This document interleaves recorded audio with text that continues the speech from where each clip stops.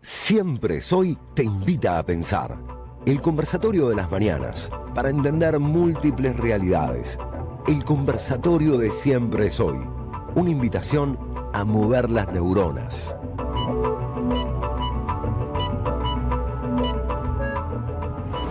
agrupación Fuerza del Cielo que se está formando hoy aquí entre nosotros es el brazo armado de la Libertad Avanza.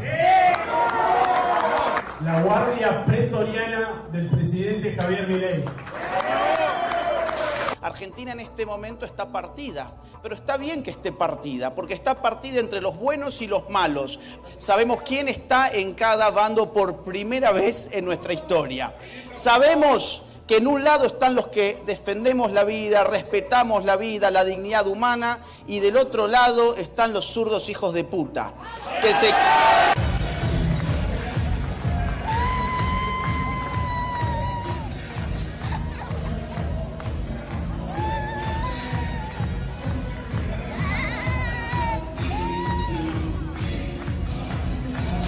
A ver si alguno se cree que el presidente electo de Estados Unidos se parece a este, por favor. Este aparece como un koala juntado ahí, arriba, payasesco, humillante. Los argentinos no nos merecemos estas humillaciones. Ahí estamos, tenemos un nuevo episodio del conversatorio de Siempre Soy. Querido Diego, ¿cómo estamos? Bueno, bien, estoy bien, estoy muy impactado con la fecha de los 2 años de la muerte de Eve. La verdad, cuando escuché la mañana que hoy era la fecha, me di cuenta, vos estabas diciendo que la necesitamos o que la recordamos como algo. Estuve pensando mucho en la Eve de los 80 y los 90, esa Eve que era intratable, insoportable para todo el mundo, porque apareció como una suerte de gran agitadora, la gran agitadora que hemos tenido, ¿no? Alguien que tenía una capacidad para discernir el tipo de afectos que ella, las madres y una buena parte de la sociedad procesaba, lo pasaba al lenguaje con una originalidad y un filo y una capacidad de quemar extraordinaria. Y uno se pregunta, ¿no? Esa Eve de los 80 y los 90, estoy siendo muy, muy preciso en las fechas que estoy añorando de Eve. ¿Cómo la extrañamos, no? Esa capacidad de agitar, de hacer pasar la cosa al lenguaje con filo, digamos, de convertir lo que uno siente en una potencia discursiva capaz de intervenir. Sobre todo en esta escena, no me refiero solamente a las cosas que la ultraderecha está diciendo en este momento, sino a esta especie de, ¿cómo podemos decirlo?, de lenguaje de baja intensidad, guionada y ella está despolitizada del peronismo y del progresismo. En eso estoy pensando, más que nada, ¿no? En esa diferencia de ejercicio retórico que implicaba Eve y que implican las voces que hoy no logran pararse con un mínimo de dignidad frente a las provocaciones que están ocurriendo, ¿no? Diego, entonces recordando, se cumplen hoy 2 años del paso a la inmortalidad de nuestra querida Eve. En el conversatorio de hoy tenemos un invitado especial, alguien que queremos mucho y que admiramos mucho y que de alguna manera, por lo menos para mi generación, ha aportado a la formación con sus textos, con sus libros, con sus notas periodísticas, con su mirada. Martín Granowski, un hombre de la casa, hay que decir. Este es tu lugar también, porque vos has trabajado mucho tiempo. Gracias, y además yo me senté 2 años en ese lugar. Claro. Exactamente donde estás sentado vos. Hacíamos, lo peor ya pasó con Félix Kraus. Sí. Le hicimos uno de sus últimos reportajes a Eve, me parece, en esta misma radio, donde Eve se dedicó a contar sus rebeldías, pero todo tipo de rebeldías. Por ejemplo, rebelarse en Corea del Norte, invitada en Corea del Norte, y negarse a cumplir el protocolo de Corea del Norte, que debe ser un protocolo bastante duro, sospecho. Pero digo, todo tipo de rebeldía. La rebeldía con la dictadura, la rebeldía en cualquier aspecto de la vida, que me parece que esa era la otra parte. Vos decís, falta ese lenguaje filoso, y era el lenguaje filoso más esa rebeldía en estado puro. Sin duda. Uno puede estar de acuerdo en unas cosas, en otras no importa. Eso es otra cosa aparte con Eve. Bien, eso. Martín está acá como invitado en el episodio de hoy, lo sumamos también a nuestro compañero Juan Luis González. Hay 2 temas de los cuales me gustaría desarrollar y si podemos, vamos a comenzar. Hubo una novedad política, ¿no? tampoco es una novedad, pero del modo en que se dijo cuando se utilizó la expresión grupo armado del presidente. Después dice que las armas son el teléfono celular, pero después dice también que con eso no alcanza. Pareciera ser que no alcanza solamente con el teléfono celular. Juan tiene muchos detalles de lo que son patrullas, grupos de tarea digitales, que dañan mucho la reputación, que en un mundo digitalizado la reputación forma parte de la identidad de una persona, sea un pibe o una piba que está en el secundario, que recibe bullying de sus compañeros a través de una red social, hasta, no sé, un cardiólogo, que un paciente lo critica públicamente y lo puede dañar. Ni hablar a aquellas personas que participan del debate público, y Milei de alguna manera es una expresión de eso. Así que de lo que dijo el Gordo Dan, de lo que dijo Laje, que es una de tus obsesiones, Sí, contá un poco lo que te pasa con Laje. Hay que decir, hace un año atrás, por lo menos, vos leíste toda la obra de Laje, Sí. toda la obra. Sí. ¿Cuántos libros escribió? No, yo leí 4 libros de él. Que son los 4 que escribió. Sí, después tiene algunos trabajos muy primeros que son que son poco considerables. Los leíste completos los libros. Sí, y además escuchás todas sus conferencias. Todo lo que puedo, porque habla demasiado. No sé si ustedes se acuerdan de la escena de Sexto Sentido, creo que era, donde o Atracción Fatal, donde Sharon Stone se cruza las piernas sin bombacha. Sí. En un segundo. Atracción Fatal. Parece verse algo, pero rápidamente no se ve. Sí. Eso me parece que es esta gente. Pasa en un Me segundo. quedo con Sharon Stone.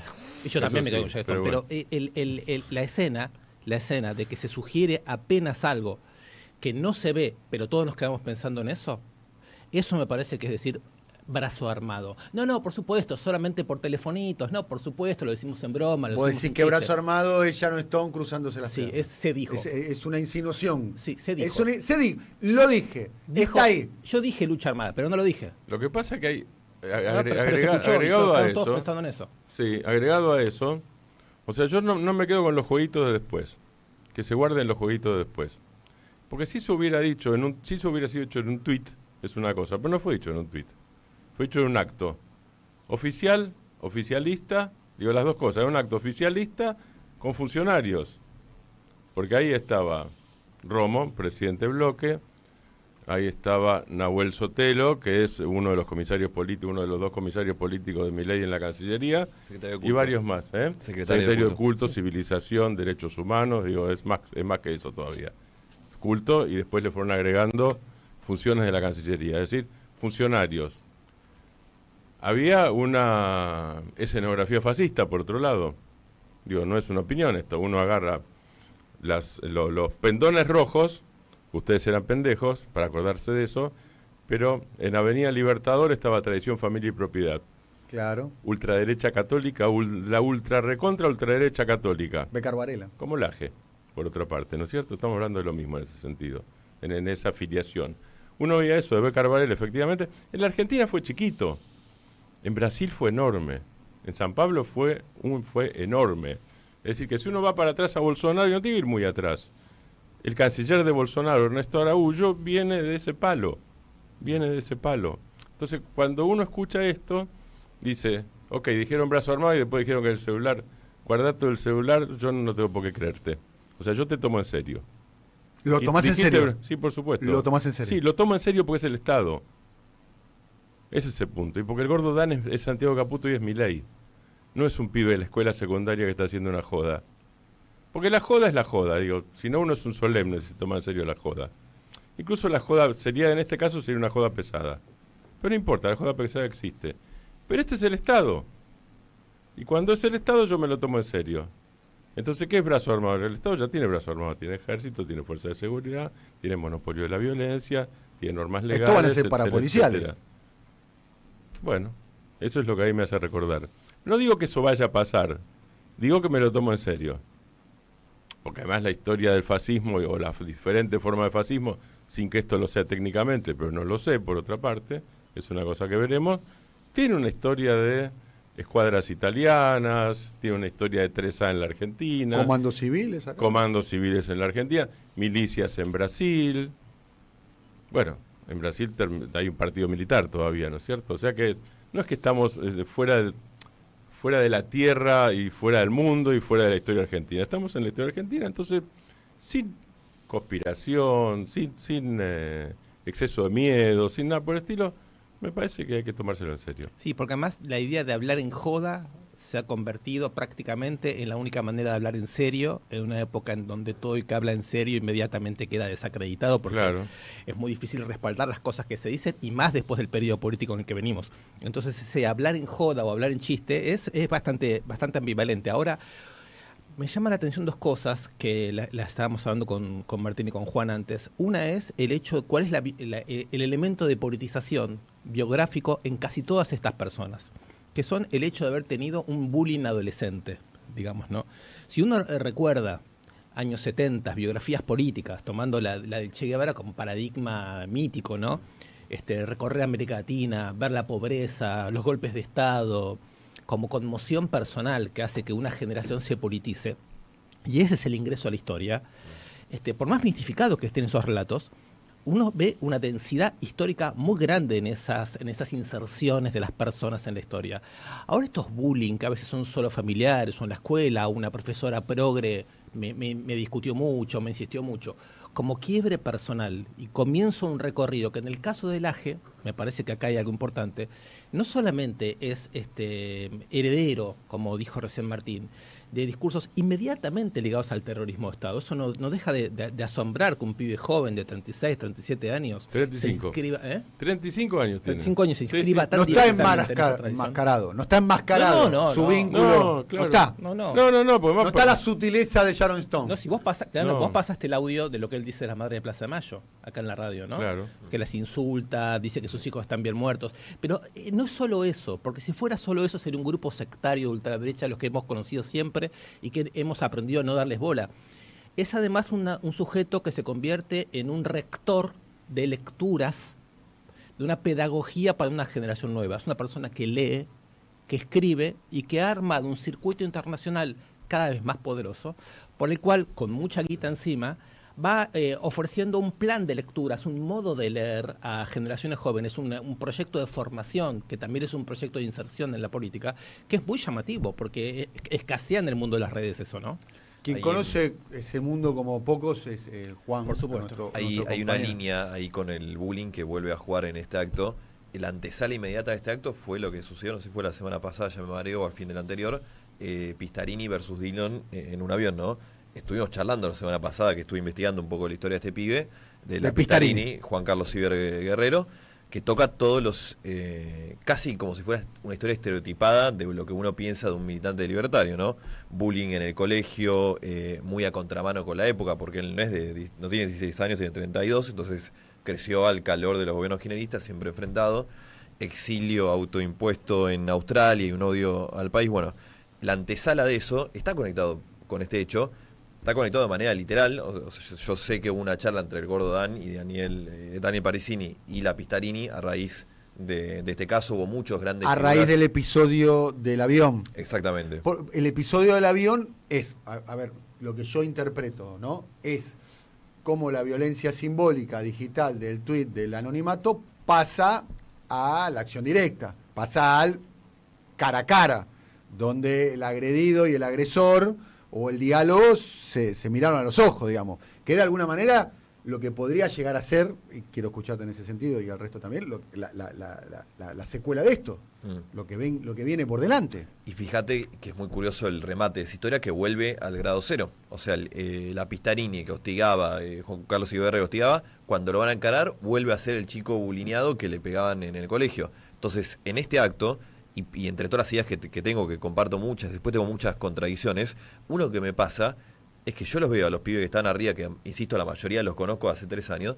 y yo no les puedo creer. Me ponen cara de malo, hay una estética buscada, de incluso ellos hacen circular la foto con cara de malo, y yo no les creo la actuación, porque yo sé que la mayoría son la Pistarini, y que si viene uno a encararlos, van a... ¿Cómo fue el diálogo entre Daniel Parisi y el Gordo Dan y la Pistarini sobre este episodio? Y duro, lo que sé que es duro, y en tono crítica, que además se escuchó mucho. ¿Qué sería tono crítica? De no sé si te quedar como el orto, no sé si te quedar mal, que además salió mucho en público esto, de muchas figuras del mundo libertario acusándolo a la Pistarini de... Con el libertario que corre, que en la calle corre, exacto, digamos. Exacto, entonces este acto está directamente relacionado, digo, con esto del bullying, a sobreactuar Finmesa, sobreactuar esta pose, en el sentido que ellos construyen, la nueva derecha, y en este caso también, moviliza y construye a través del odio al otro, de la violencia, del miedo. Por eso también los videos que Caputo hace circular jugando a ser espía.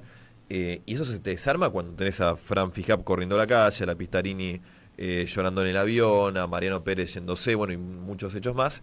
Entonces hay una idea de sobreactuar, digo, como para aportar un elemento, está sobreactuada la pose, está de duro. La gran duda, y estuvimos charlando de esto, es cómo decanta para abajo, porque esa sobreactuación que está, y esta idea de para abajo vos decís en pibes más chicos.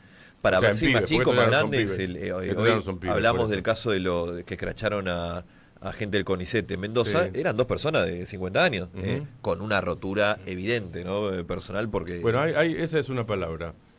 Yo estoy leyendo y recomiendo, si no leyeron, me recomendó un amigo, Rafa Prieto, El hijo del siglo. Son 4 libros de Antonio Scurati, un escritor italiano, novelados pero con documentación sobre los años de Mussolini desde el ascenso hasta después. Interesantísimo. Yo digo, claro, sigo trayendo referencias y yo no digo que esto sea eso, aclaro, lo vuelvo a decir, no digo, pero como Juan... ¿Cómo se llama el libro y el autor? El hijo del siglo se llama el libro. El autor es Antonio Scurati, que es un italiano. Fabuloso, fabulosamente escrito, y el tipo tiene una gran documentación. Y lo que cuenta no dice rota, no dice la palabra rota, porque los italianos no lo dicen, yo estoy en castellano, o no lo tradujeron, no sé. No dice la gente rota, pero es la historia de Italia con la gente rota después de la Primera Guerra Mundial. Nosotros ganamos la Primera Guerra y nos hicieron quedar como que perdimos. Aparece ese sentimiento de frustración individual, colectiva, y después tiene un grupito, Mussolini al principio se llama Los Osados. Los Osados no eran un grupo formado por Mussolini, sino que los Osados eran los que iban a la primera línea, cruzaban la trinchera de noche y acuchillaban enemigos. Ese se transforma en la guardia pretoriana de Mussolini al principio, que además era un tipo con formación, venía del Partido Socialista, se da vuelta muy rápido, digamos. La historia es para hacerla lenta. Ahí tenés el libro. Saquemos el graph, por favor. Por favor, saquemos el graph. Ahí está, así vemos. Gracias. Lo recontra recomiendo. ¿El libro está editado acá en Argentina? Sí. No seguramente. Bueno, seguramente. El hijo del siglo, Antonio Scurati. A mí ese todo me lo regaló un amigo. Muy bien. Y el resto llegó de algún lado. ¿Qué quiere que le diga? ¿Algún comentario sobre esto que dice Martín? ¿Son 4 tomos? Son 4 tomos. El resto llegó, el resto se consigue. El resto se consigue. A buen entendedor, pocas palabras. Así es. Un comentario sobre esto que está diciendo Martín, que lo convierto en una pregunta, Martín. Por un lado, me coincido, yo también estoy leyendo cosas de los 20, los 30 en Europa, no con la idea de que ahora pasa lo mismo, todo lo contrario, sino para tratar de entender cómo puede haber algún tipo de resonancia o evocación en algo que claramente es diferente. Entonces, como ese ejercicio mental, dialéctico, nos toca hacerlo. Si creemos que es lo mismo, nos equivocamos. Si creemos que no hay ninguna relación, nos equivocamos. ¿Cuál es la relación? Es un ejercicio que nos toca hacer. Entonces, la pregunta, Martín, sería esta. ¿Te parece que es algo que ocurre hoy en la Argentina y por eso nos implica mucho? ¿O cuando pensás en una figura como Trump, también se te vienen este tipo de imágenes? No, cuando pienso en Trump se me viene menos. Yo no sé. No me animo a decir que la sociedad norteamericana es una sociedad de gente rota, la verdad, por ejemplo. Sí, la Argentina en buena parte. Por eso, cuando Juan dijo lo de roto, me acordé porque en Italia claramente sí, la sociedad es una sociedad de gente rota. No digo tampoco que la Argentina es una sociedad de gente rota totalmente, porque no es así, sería una estupidez, eso no sería real, aparte de todo, porque no lo es. Después, si quieren, charlamos un poco. Yo creo que los valores del AGE, la Libertad Avanza, todo esto, no son dominantes en la Argentina todavía, creo yo. Pueden serlo, pueden no serlo, depende de varios factores, pero me parece que no son dominantes. Pero volviendo a lo que vos decís, no sé si la norteamericana es una sociedad rota, no lo sé. Tal vez, a ver, vamos a Trump en concreto. Trump gana básicamente, si tuviera que elegir una interpretación, elijo, no solo porque me caiga simpático, me parece que objetivamente elijo la interpretación de Bernie Sanders, que es una de las interpretaciones es: los demócratas nos olvidamos de los trabajadores y nos convertimos en el partido de los multimillonarios. Esa es una de las partes. Y de los graduados de las universidades. Exacto, sí, así es. Pero hay otra parte de eso, que es objetiva, digo, más allá de lo que haya dicho Bernie Sanders, es que en los últimos años, efectivamente, con Joe Biden mejora la economía, una parte, mejora lo que en la Argentina serían los números macro. Es muy parecido a eso en ese sentido, ¿no? Entonces, la macro está bárbara. ¿Qué es la macro está bárbara? 2,7% de inflación, pero yo no llego a fin de mes. Bueno, en Estados Unidos, salvando las distancias, por supuesto, en estos años pasó eso. Y Biden quedó como el tipo de la gran inflación de hace 3 años. No es la de hoy, pero es la de hace 3 años. Y a su vez queda como, no como el autor, pero como el presidente de la desigualdad norteamericana certificada, fotografiada en un momento. La sociedad norteamericana de los 60, la que uno veía, la de Papá lo sabe todo en televisión, para quien haya visto, para quien haya pasado los 60 justamente, pero hay series que siguen de todas esas. Era el baby boom. Claro, era la sociedad del consumo, la sociedad igualitaria, relativamente muy igualitaria, la verdad, muy igualitaria. Los años dorados. Sí, claro, del por mundo. supuesto, así es. De Occidente, sí. ¿no? Y de Occidente de general también. Sí, ni hablar. Argentina de década del 60, dámela. Claro, dámela. Sí, la compro ya, ¿no? Sí, totalmente. Sacame a los milicos y dame el resto, yo la compro. Sí. Tal cual, es así. En Estados Unidos tiene que ver, entre otras cosas, entre muchas otras cosas, eso, más el uso habilidoso y peligrosísimo del chivo expiatorio, que es uno de los elementos del uso de mi ley también. Y acá sí, hay referencias históricas, todas las ultraderechas, los fascismos, los nazismos, etcétera, etcétera, los falangismos, el integrismo católico argentino, todos se basaron en el instrumento del chivo expiatorio. Es decir, toda la culpa la tiene Tonietti. Es así. Y entonces vamos a darles a los Tonietti. En este caso la casta. Sí, sería. bueno, en el libro de... Yo me enteré una cosa que no sabía. En el libro de Scurati, por ejemplo, Mussolini hace discurso sobre la casta. Yo no lo sabía eso. Me enteré allí. Lo llama la razza, con doble Z. Eso es la casta. Después averigué en italiano cómo era. Pero volviendo, digo, chivo expiatorio. Entonces, la culpa la tiene Tonietti. Y si vemos a alguien parecido a Tonietti, depositamos la culpa en él. ¿La culpa de qué en el caso de Estados Unidos? La culpa que yo tengo... No porque me vienen... Ya no es lo que había antes, te vienen a sacar el trabajo. No hay eso. No es eso. Porque además Estados Unidos tiene un nivel de desocupación muy bajo. 4 y pico %, que para Keynes sería menos que 0. Porque es efecto rotación, 4 y pico % de desocupación. Pero ya no es me vienen a sacar el trabajo. Son los pandilleros, los gangs. Los criminales, etcétera, etcétera, etcétera. Mentira, por supuesto, mentira estadística, no es así absolutamente para nada. Pero no importa. Deposito mis miedos, yo ciudadano, votante, deposito mis miedos, mis taras, en un enemigo palpable. ¿Y el fantasma de la guerra te parece que también cumple alguna función en esta última elección? ¿En Estados Unidos? Sí. No, lo que me parece en el fantasma de la guerra se vive en Europa, según tengo entendido, por relatos en la vida cotidiana.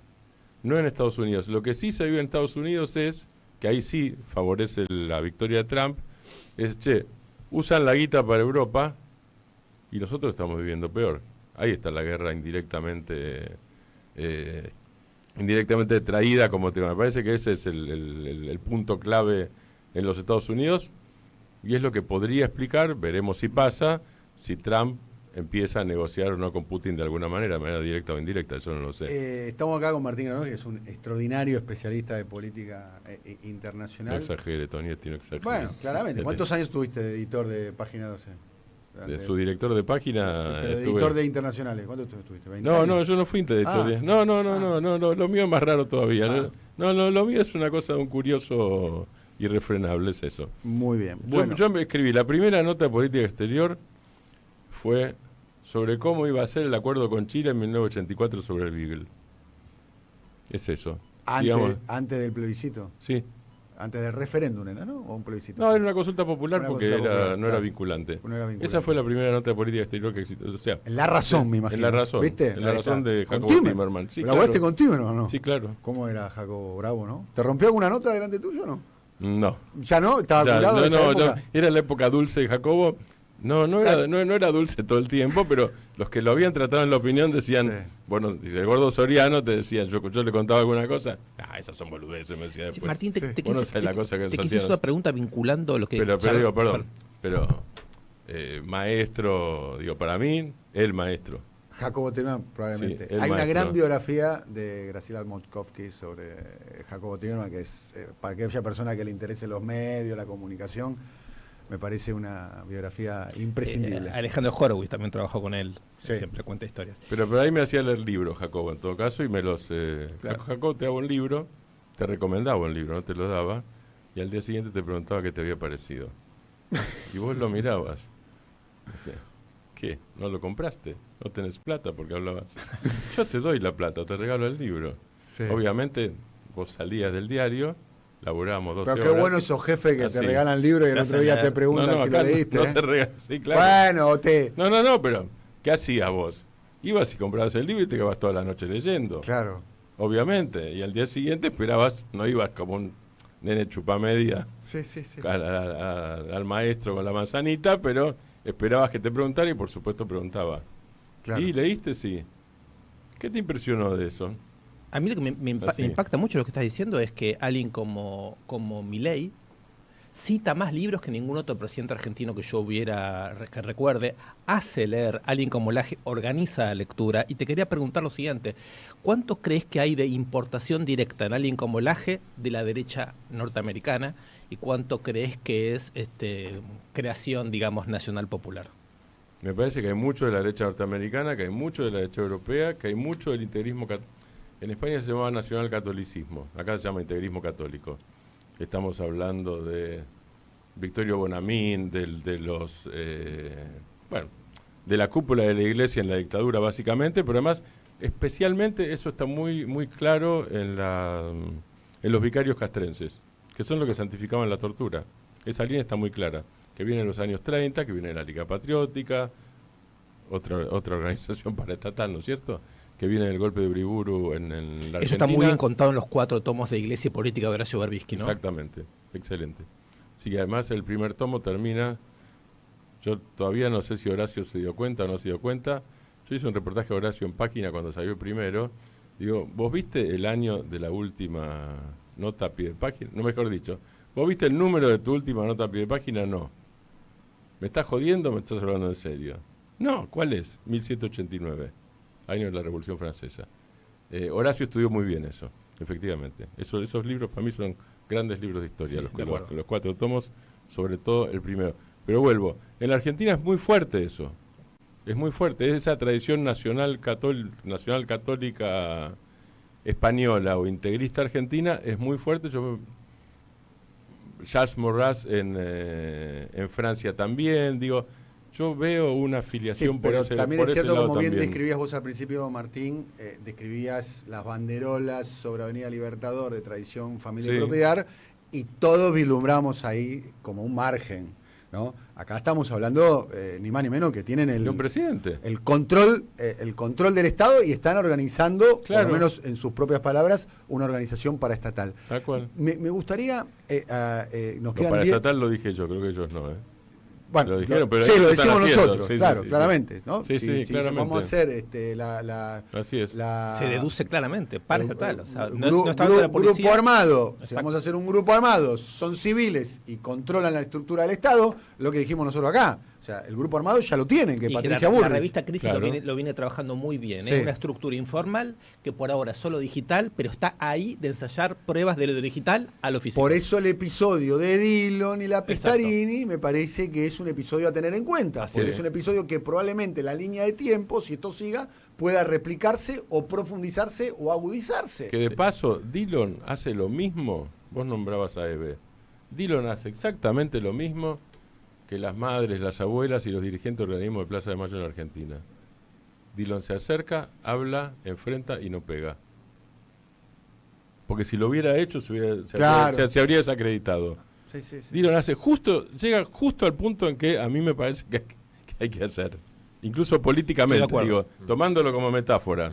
Es Y eso le pega- enfrentar sin igualarse. insisto, les pegan el núcleo duro de su relato. O sea, no, este relato que construye miedo no puede tolerar episodios como el de la Pistarini. Te desarma como un castillo de naipes esta imagen de el brazo armado. Digo, por eso puede ser un punto de quiebre, y también me pregunto qué va a pasar en el próximo Pistarini Gate. Pues ellos, insisto, y el acto del otro día viene a refrendar esa idea de núcleo duro militante y que mete miedo.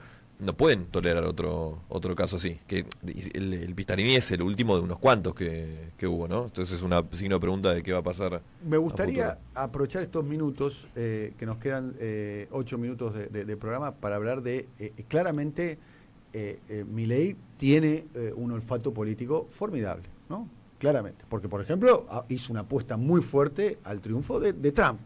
Hizo una apuesta muy fuerte a su vínculo con Elon Musk. No sé cuántas veces se reunió con Elon Musk.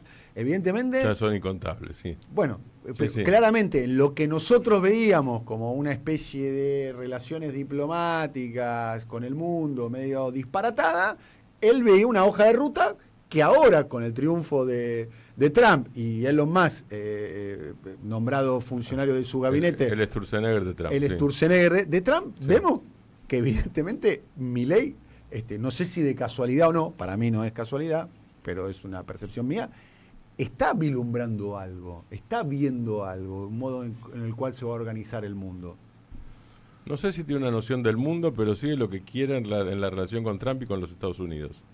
Bueno, con los Estados Unidos lo que quiere es fondos, claramente, porque además, si uno ve los movimientos de estos días, en realidad él hace buenas migas. Yo no sé qué va a pasar con China en el futuro, si va a haber represas o no va a haber represas. Lo que sí sé es que China integra el directorio del Fondo Monetario Internacional, y que Francia, estuvo Macron el sábado, también, y que Italia, Meloni, está todavía Giorgia Meloni en la Argentina, también, y Estados Unidos obviamente tiene derecho de veto en el fondo por cantidad de votos, porque es voto calificado. Me parece que hay un objetivo clarísimo que tiene que ver con algo de guita fresca en la Argentina en los próximos meses o en el próximo año, porque falta todavía. Estados Unidos en Estados Unidos los ministros pasan por el Senado, no es como en la Argentina. Digo, en todo caso es igual que en la Corte Suprema de la Argentina. Esa es una parte. En la otra parte, no sé si piensa el mundo en general. Hasta ahora yo no vi nadie en el gabinete que piense el mundo en general. Wertheim en parte puede llegar a ser. Me parece que Wertheim le está dando una dosis de pragmatismo que Diana Mondino no tenía, porque Diana Mondino no tenía ningún peso. Y Wertheim tiene peso porque Wertheim es una de las 100 familias más ricas de la Argentina, o de las 10 familias más ricas de la Argentina, familias, grupos, etcétera, etcétera. Estamos hablando de eso. Con buena relación Estados Unidos con los demócratas y ahora con los republicanos de Trump. Pero no sé, Dani, si hay una visión del mundo, o es en todo caso, acá estamos, como lo dijo él en algún momento, los dos hombres más importantes de la política internacional. Y entonces, ¿quién es el otro? Le preguntó el periodista, ¿no es cierto? Y el otro es Trump. Uno era el propio Milei. Era así, eso fue en un reportaje. Me parece que hay una visión por ese lado, pero no lo quiero tomar solo por el lado de la megalomanía, que es un tema, sino de, bueno, relaciones con Estados Unidos y ver qué nos da Estados Unidos. También en eso, ya lo hemos conocido, también en eso hay la ilusión argentina del toma y daca. En un libro que escribí al día siguiente de nacer, que era Misión Cumplida, sobre Ter Stotman en la Argentina, hay un documento al final. Ter Stotman, que fue el embajador argentino, claro. Llega al final de Alfonsín y se queda con Menem. Y hay un documento al final, es casi lo único que me acuerdo del libro, porque después cuando lo agarro digo, yo sabía estas cosas, que es lo que no le pasa. El libro es muy bueno. Tantos años después, yo sabía. Porque además relatás cosas. toda la historia Claro. de la relación Argentina-Estados Unidos. Claro, por además, eso, yo me puse a hacer eso. Claro. Exactamente. Y hay una cosa que a mí me sigue pareciendo extraordinaria, y es así, cada tanto la veo y la agarro, que es, la Argentina deja de exportar un reactor nuclear, no bélico, ¿no? Y entonces hay una carta de la Cancillería Argentina, de Guido Di Tella, a los norteamericanos diciendo, bueno, ahora más o menos será que me vas a dar. Y yo publico la respuesta a eso. Y la respuesta es... Gracias. La respuesta, no, es la respuesta que te daban las madres o los padres a veces no, cuando hacías algo bien, o las maestras exigentes, decían, bueno, vos hiciste lo que tenías que hacer. La respuesta es esa, vos hiciste lo que tenías que hacer. Entonces, che, pero yo hice el ajuste, estoy alineado, hablo de vos, etcétera, etcétera. Y normalmente la respuesta de los Estados Unidos es, está bien, vos hiciste lo que tenías que hacer. Es decir, esta ilusión de lo que los diplomáticos llaman trade-off, que es yo te doy una cosa, vos me das otra, puede llegar a ser una ilusión. No lo sé, digo, no, que yo no hago futurología. Yo no hago futurología. Fue una ilusión hecha en Malvinas, ¿no? Sí, claro. Ah, no, claro. Eso General totalmente. Majestuoso. Sí, claro. Reagan. Y además, Galtieri va a Estados Unidos. claro, y además lo que hice por vos en el caso de los militares argentinos es, Claro. yo te entrené a los torturadores de América Central. Sí, es un buen ejemplo. Eso más que el de Menem todavía, me parece, inclusive todavía. Sí, tal cual, coincido. Sabes que yo en Milei, más que en una política práctica en su relación con Trump, veo que lo que más le interesa a él y también a Santiago Caputo es el control de la narrativa. Y la victoria de Trump va en esa línea, le prueba que están en el lado correcto del mundo donde va la historia y le refuerza la narrativa de estos de los dos líderes más famosos e importantes del mundo. Entonces yo sospecho que va a querer o va a construir desde ahí Milei, más que de que lo ayuden en el fondo o alguna cosa más En la parte práctica. narrativa, decís Sí. vos. Sí, seguramente. Hay una cuestión, es que Milei hoy está en el centro de la discusión mundial. Milei es un personaje de escala global. Eso hay De la discusión no, Bueno, pero de como la personaje, figuración quizás. sí. De la Sí. figuración, pero De la claramente discusión, no. se habla de Milei en el mundo. Las métricas de las redes sociales, por Sí, ejemplo, las por reproducciones de supuesto. YouTube en cualquier medio de cualquier lugar del mundo, de Occidente, no vamos a hablar del mundo porque el mundo es muy global, ¿no? Pero España, México, No, además te llaman. América Latina. Yo vengo de Brasil, estuve Sí. hablando con gente que vive en Europa, que vive en Alemania, todos te preguntan por Milei y todos te hablan de Milei. Ujú. Te hablan de Milei, no es que te preguntan para saber.